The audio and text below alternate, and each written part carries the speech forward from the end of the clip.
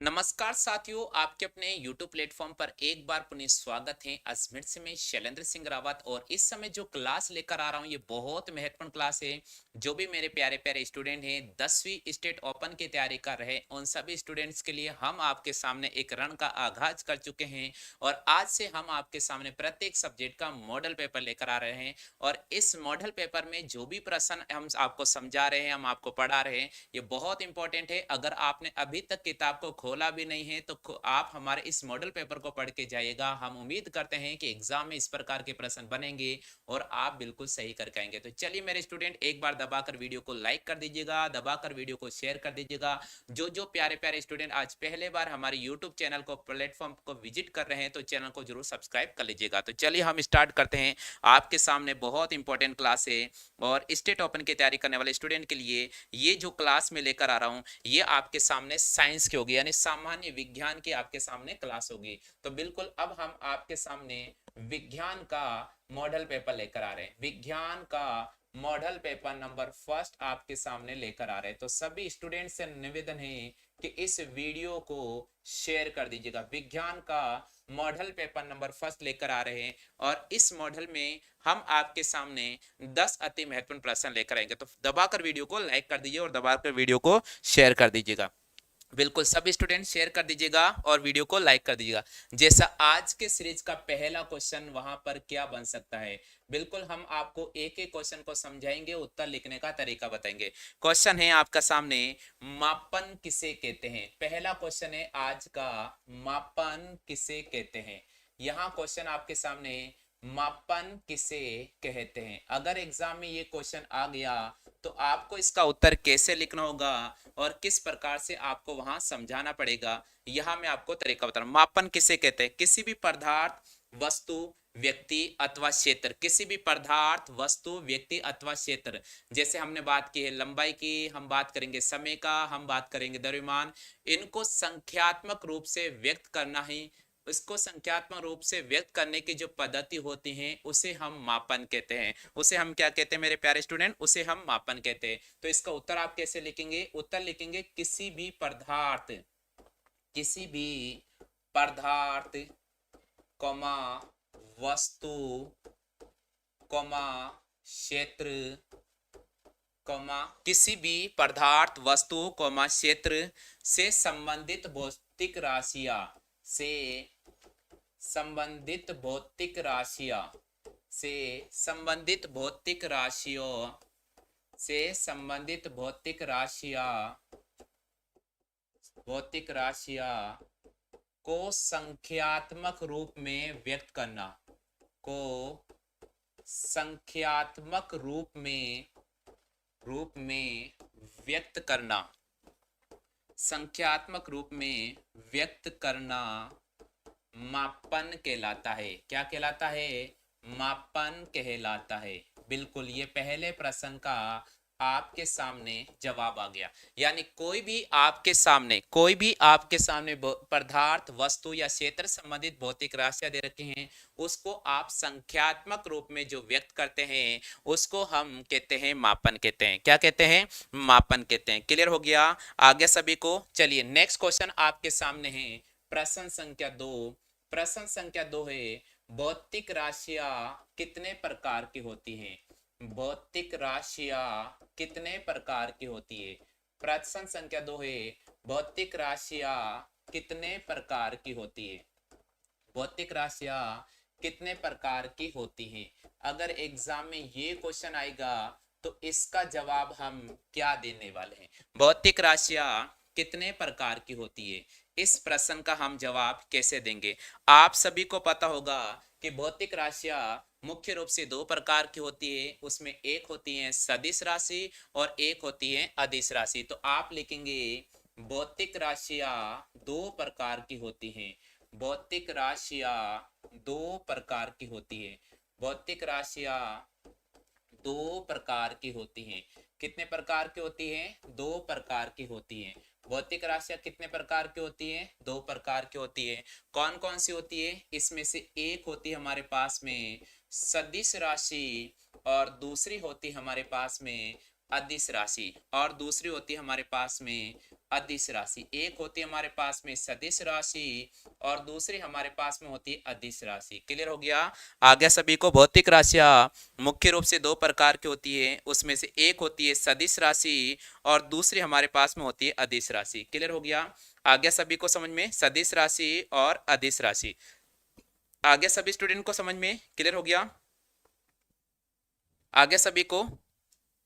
चलिए next question की बात करते हैं। प्रश्न संख्या 3।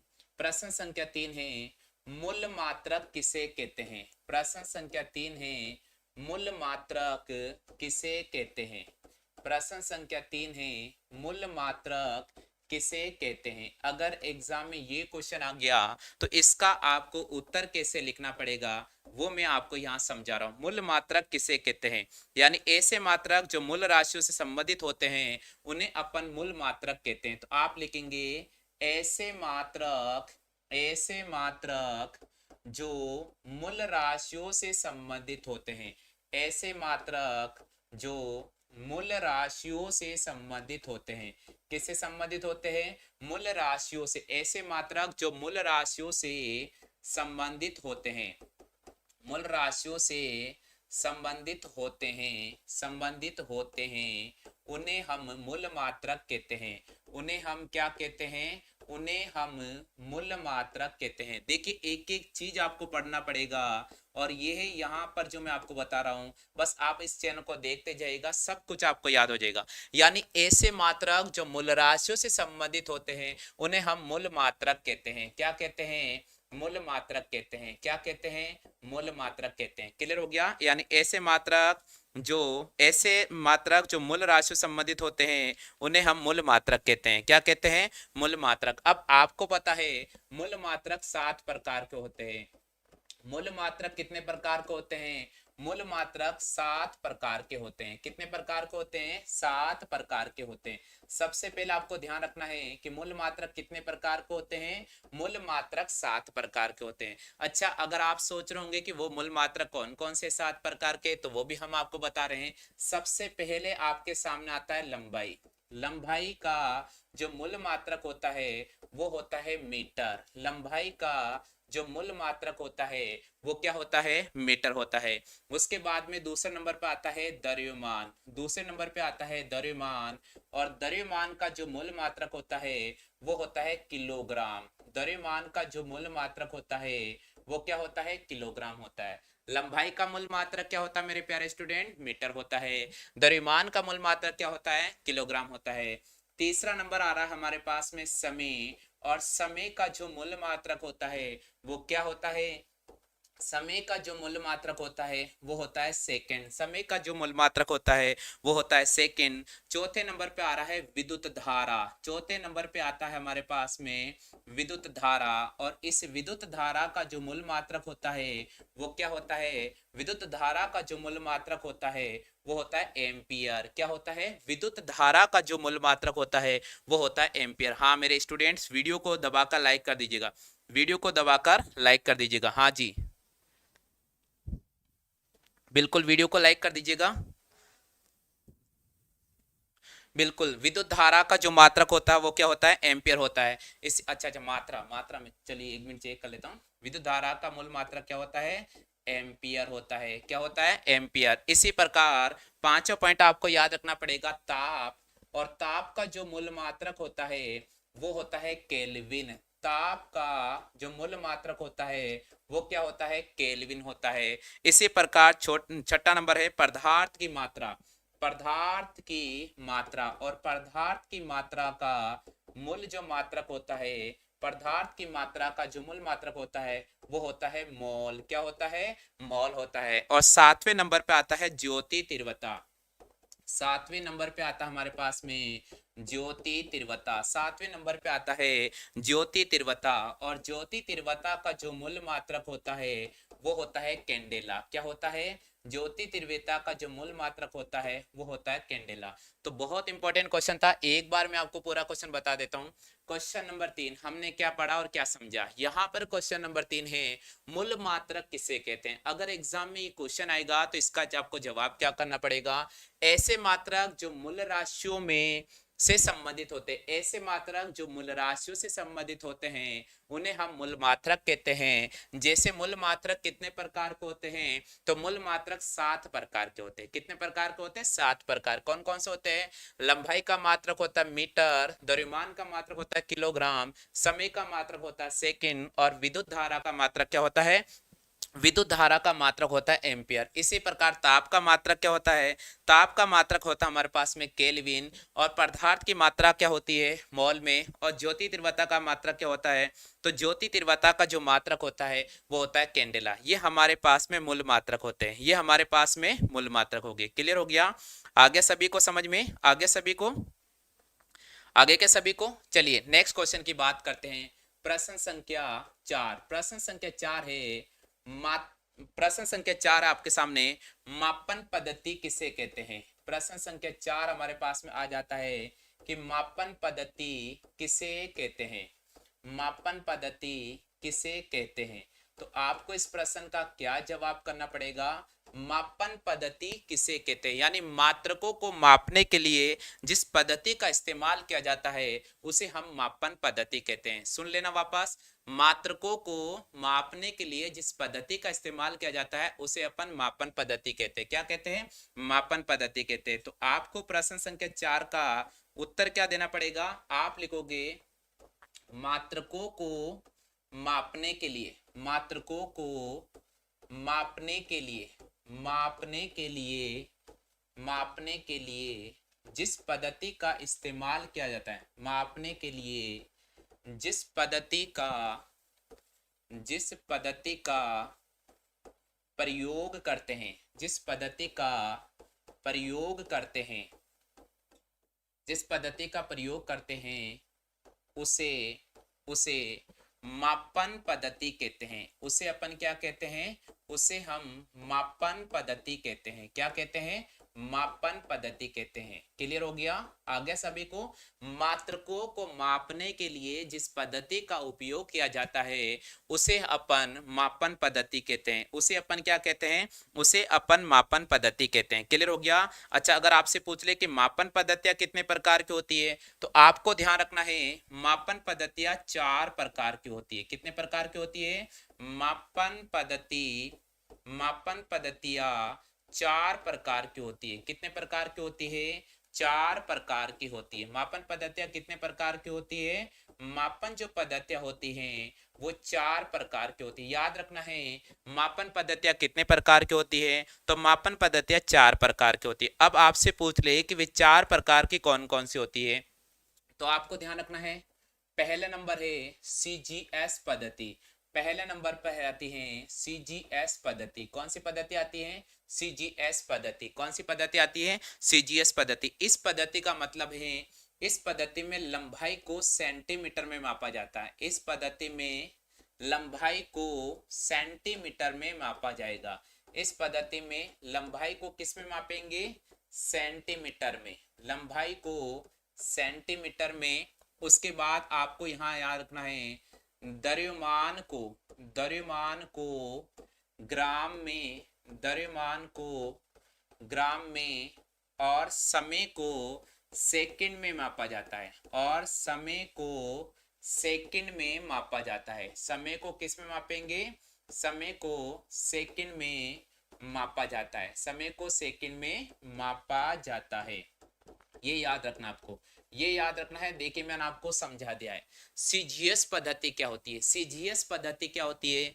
यानी लंबाई को सेंटीमीटर में मापा जाता है, द्रव्यमान को ग्राम में मापा जाता है, और समय को सेकंड में मापा जाता है। इसलिए इस पद्धति को CGS पद्धति कहते हैं। इसका दूसरा नाम क्या है? तो इसका दूसरा नाम है फ्रांसीसी पद्धति। इसका दूसरा नाम क्या है?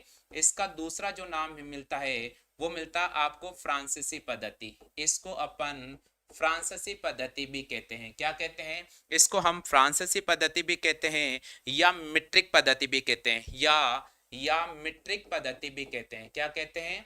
फ्रांसीसी पद्धति या मीट्रिक पद्धति भी कहते हैं। इसको फ्रांसीसी पद्धति या मीट्रिक पद्धति भी कहते हैं। ये आपको ध्यान रखना पड़ेगा। ये आपको ध्यान रखना पड़ेगा। यानी पहली पद्धति आपके सामने क्लियर हो गई मेरे स्टूडेंट, एक बार लिख दीजिए हाँ सर क्लियर हो गई। मैं फिर बता रहा हूं, ये हमारे यूट्यूब चैनल पर आपके लिए बहुत बड़ा तोहफा है कि हम जो आपको क्लासें प्रोवाइड करा रहे हैं बिल्कुल निःशुल्क क्लास होगी और राजस्थान के अंदर धूम मचाने वाली क्लास होगी। तो एक बार इस वीडियो को जरूर शेयर कर दीजिएगा, एक बार इस वीडियो को जरूर शेयर कर दीजिएगा। क्लियर हो गया? फ्रांसीसी पद्धति या मेट्रिक पद्धति भी कहते हैं। क्लियर हो गया आगे सभी को? चलिए अब हमारे पास में आता है दूसरा नंबर FPS पद्धति। दूसरे नंबर पे आ रहा है FPS पद्धति। दूसरे नंबर पे क्या आ रहा है? दूसरे नंबर पे आ रहा है FPS पद्धति। अब FPS पद्धति क्या होती है?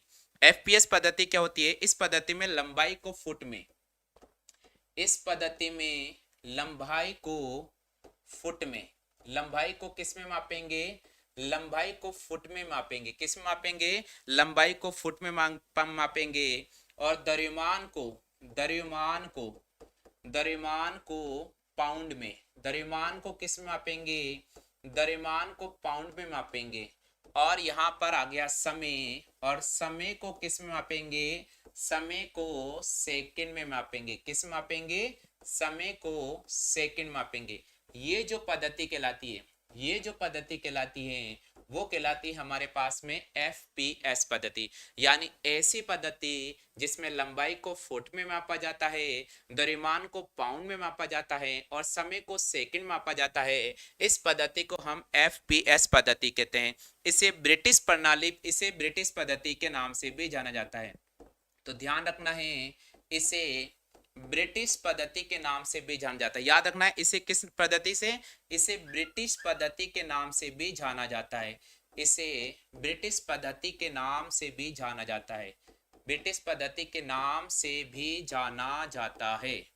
ब्रिटिश पद्धति के नाम से भी जाना जाता है।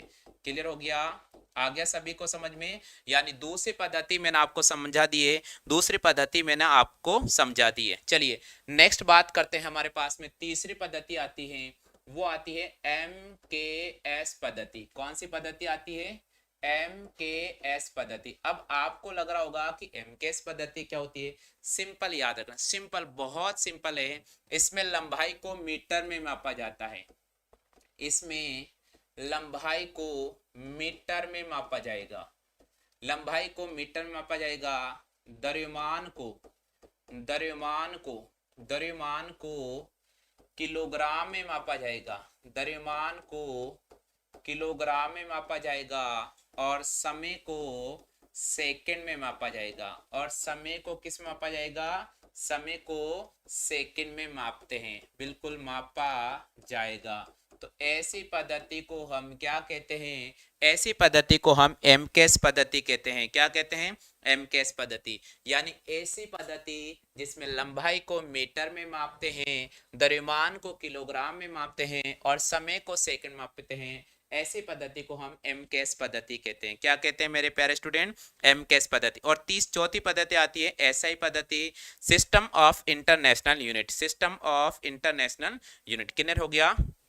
आगे सब स्टूडेंट को हाँ एक बार लिख दीजिएगा, एक बार लिख दीजिएगा सब स्टूडेंट, एक बार लिख दीजिएगा कि हाँ सर आपने जो पढ़ाया है वो हमें क्लियर है। बिल्कुल लिख दीजिए, जल्दी से लिख दीजिए सब स्टूडेंट। चलिए नेक्स्ट क्वेश्चन की बात करते हैं। अगला क्वेश्चन आपके सामने लेकर आ रहा हूं। एक बार क्वेश्चन नंबर कौन सा चेक कर लेते हैं। ये क्वेश्चन नंबर 4 था। ये क्वेश्चन नंबर हमारे पास में कौन सा था? 4 था। अब आपके नेक्स्ट आपको याद रखना है क्वेश्चन नंबर 5। क्वेश्चन नंबर 5 में लेकर आ रहा हूं। सबसे पहले क्वेश्चन नंबर 4 पूरी तरह से देख लिया।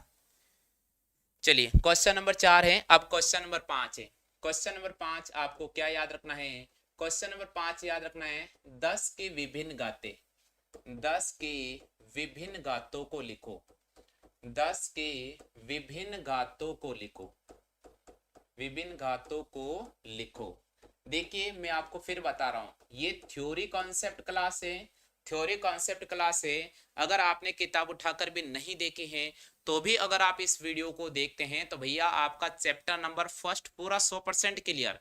प्रतिदिन हम एक चैप्टर आपको कवर कराएंगे 10-10 अतिरिक्त प्रश्नों के साथ। बिल्कुल 10 के विभिन्न घातों को लिखो। देखिए अगर प्रश्न संख्या 5 अगर एग्जाम में आ जाता है तो इस क्वेश्चन को हम कैसे सॉल्व करेंगे यहाँ पर मैं आपको बता रहा हूँ। 10 की विभिन्न घातें लिखनी है।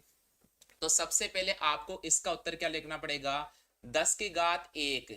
10 की घात 1 को हम क्या बोलते हैं, 10 की घात 1 को हम बोलते हैं डेका। 10 की घात 1 को हम क्या बोलते हैं, 10 की घात 1 को हम डेका बोलते हैं। क्या बोलते हैं, डेका। क्या बोलते हैं, 10 की घात 1 को हम डेका बोलते हैं। 10 की घात 2 को हम क्या बोलते हैं, 10 की घात 2 को हम हेक्टो कहते हैं। 10 की घात 2 को हम क्या कहते हैं, हेक्टो कहते हैं। 10 की घात 3 को हम क्या कहते हैं, 10 की घात 3 को हम किलो कहते हैं। क्या कहते हैं, किलो कहते हैं। 10 की घात 3 को हम क्या कहते हैं, किलो कहते हैं। 10 की घात 6 को हम क्या कहते हैं, 10 की घात 6 को हम मेगा कहते हैं। क्या कहते हैं, 10 की घात 6 को हम मेगा कहते हैं। इसी प्रकार अगर 10 की घात 9 पूछ ले तो 10 की घात 9 को हम क्या कहते हैं, 10 की घात 9 को हम गीगा कहते हैं। क्या कहते हैं, गीगा कहते हैं। देखिए याद रखिए, 10 की घात 1 डेका, 10 की घात 2 हेक्टो, 10 की घात 3 किलो, 10 की घात 6 मेगा, 10 की घात 9 गीगा। अब आपसे पूछ ले 10 की घात 12 को क्या बोलेंगे, तो 10 की घात 12 को हम बोलेंगे, 10 की घात 12 को हम बोलेंगे टेरा। 10 की घात 12 को हम क्या बोलने वाले हैं, 10 की घात 12 को हम बोलेंगे टेरा। 10 की घात 15 को क्या बोलेंगे, 10 की घात 15 को हम बोलेंगे पेटा। 10 की घात 15 को क्या बोलेंगे, 10 की घात 15 को बोलेंगे पेटा। 10 की घात 18 को क्या बोलेंगे, 10 की घात 18 को हम आपके सामने बोलेंगे, 10 की घात 18 को हम बोलेंगे एक्सा। क्या बोलेंगे, एक्सा। इसी प्रकार हमारे पास आ जाएगा 10 की घात 21, और 10 की घात 21 को हम बोलेंगे जेटा। 10 की घात 21 को हम क्या बोलेंगे, 10 की घात 21 को हम बोलेंगे जेटा। और 10 की घात 24 को क्या बोलेंगे, तो 10 की घात 24 को हम बोलेंगे आपके सामने योटा। क्या बोलेंगे, योटा। चलिए साथियों, एक बार मुझे बताइए, सभी को याद हो गया क्या, एक बार मैं रिवाइज करो। इधर देखो, 10 की घात 1 डेका, 10 की घात 2 हेक्टो, 10 की घात 3 किलो, 10 की घात 6 मेगा, 10 की घात 9 गीगा, उसके बाद 10 की घात 12 टेरा, 10 की घात 15 पेटा, 10 की घात 18 एक्सा, 10 की घात 21 जेटा, और 10 की घात 24 हमारे पास क्या होता है, योटा। अब इसी प्रकार आपको ऋणात्मक घातें याद रखनी है। इसी प्रकार ऋणात्मक घातें याद रखनी है। अब ऋणात्मक घातें कैसे याद रखेंगे वो मैं आपको समझा रहा हूं। 10 की घात -1 को हम डेसी कहते हैं। 10 की घात -1 को हम क्या कहते हैं, 10 की घात -1 को हम डेसी कहते हैं। 10 की घात -2 को हम क्या कहते हैं, 10 की घात -2 को हम सेंटी कहते हैं। 10 की घात -2 को हम क्या कहते हैं, 10 की घात -2 को हम सेंटी कहते हैं। 10 की घात -3 को हम क्या कहते हैं, 10 की घात -3 को हम मिली कहते हैं। क्या कहते हैं, मिली कहते हैं। 10 की घात -6 को हम क्या कहते हैं, 10 की घात -6 को हम माइक्रो कहते हैं। क्या कहते हैं, माइक्रो कहते हैं। 10 की घात -6 को हम क्या कहते हैं, माइक्रो कहते हैं। 10 की घात -9 को हम क्या कहते हैं, 10 की घात -9 को हम नैनो कहते हैं। क्या कहते हैं, नैनो कहते हैं। 10 की घात -9 को क्या कहते हैं, 10 की घात -9 को हम नैनो कहते हैं। इसी प्रकार आता है 10 की घात -12, और 10 की घात -12 को हम क्या कहते हैं, 10 की घात -12 को हम पीको कहते हैं। क्या कहते हैं, 10 की घात -12 को हम पीको कहते हैं। 10 की घात 15 को क्या कहते हैं, तो 10 की घात 15 को हम फेम्टो कहते हैं। 10 की घात 15 को हम क्या कहते हैं, 10 की घात 15 को हम फेप्टो कहते हैं। 10 की घात 15 को क्या कहते हैं, फेप्टो कहते हैं। 10 की घात -18 को हम क्या कहते हैं, 10 की घात -18 को हम एटो कहते हैं। 10 की घात 21 को क्या बोलते हैं, 10 की घात -21 को हम जोटा बोलते हैं। और 10 की घात -24 को हम क्या बोलते हैं, 10 की घात -24 को हम योटा बोलते हैं। क्या बोलते हैं, योटा कहते हैं। मेरे स्टूडेंट एक बार बता दिए, हाँ कहीं, हाँ ध्यान रखना, जेप्टो और योक्टो भी कह सकते हैं। याद रखना इसको, जेप्टो जेप्टो या योक्टो भी कह सकते हैं। क्या कह सकते हैं, जेप्टो या योक्टो भी कह सकते हैं। बिल्कुल, एक बार बताइए, एक बार बताइए, क्या इस वीडियो पे लाइक बनता है या नहीं बनता है। एक बार मुझे बताइए कि क्या इस वीडियो पे आपको लाइक बनता है या नहीं बनता है। एक बार बताइए। हम आपके लिए मेहनत कर रहे हैं, हम आपके लिए मेहनत कर रहे हैं। आपसे भी मैं एक निवेदन कराऊंगा, इस वीडियो पे थम्स अप कर दीजिए, लाइक कर दीजिए, वीडियो को जल्दी से लाइक कर दीजिएगा। बहुत इंपॉर्टेंट हम आपके सामने क्लास लेकर आ रहे हैं, बहुत ही इंपॉर्टेंट हम आपके सामने क्लास लेकर आ रहे हैं। चलिए स्टूडेंट, जल्दी से लाइक कर दीजिएगा, जल्दी से लाइक कर दीजिएगा। हाँ जी स्टूडेंट्स, तो वीडियो कैसा लगा है इसके बारे में जरूर कमेंट कर दीजिएगा। फिलहाल आज के लिए इतना ही साथियों, साइंस की क्लास में इतना ही साथियों। कल मैं आपके सामने इसी समय मॉडल पेपर लेकर आऊंगा। अगर वीडियो अगर आप पहले बार देख रहे हैं तो पूरा देखना, क्योंकि हम आपके लिए मेहनत कर रहे हैं। हम भी चाहते हैं कि हमारा स्टूडेंट, प्रत्येक स्टूडेंट जो भी देखता है पूरा वीडियो देखिएगा। चलिए फिलहाल इतना ही साथियों, जय हिंद, वंदे मातरम।